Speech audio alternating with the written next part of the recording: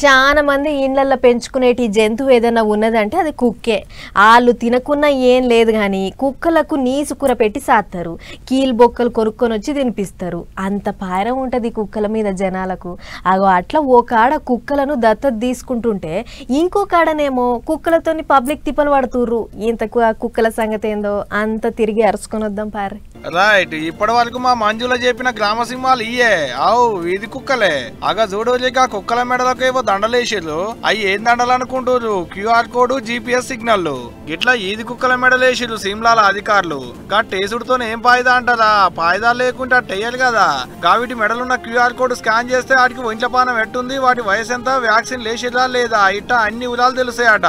అంతేకాదు గా GPS తోని ఏడేడ కుక్కలు తిరుగుతున్నాయి, ఏ బజార్కి ఎన్ని కుక్కలు ఉన్నాయి అనేది ముచ్చటెలకైతుందట.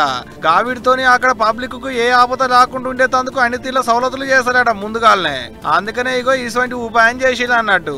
అంగళ్ళు పబ్లిక్ ఎక్కువ తిరిగేటి జాగలు, రోడ్ల మీద, ఇండ్ల నడమ కుక్కలు ఎక్కువ తక్కువ మూగుడు, పబ్లిక్ ను పిక్కలు బట్టి పీకుడు.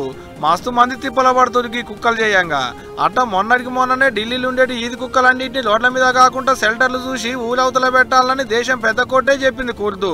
ఇప్పుడు గాముచ్చటిన్నాకనే కావచ్చు షెల్టర్లు కాకుండా రోడ్ల మీద తిరిగినా ఎవరికేం తిప్పల కాకుండా జాగ్రత్తలు తీసుకునేందుకు ఇటువంటి ఉపాయం చేసినట్టు అక్కడి అధికారులు.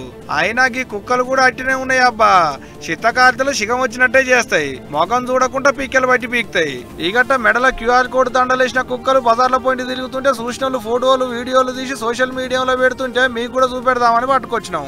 కానీ ఏ మాట కా మాట కుక్కలతో పబ్లిక్ ఏ ఆపద రాకుండా ఉండేందుకు భలే మంచి ఉపాయం చేసి అక్కడి అధికారులు మాత్రం.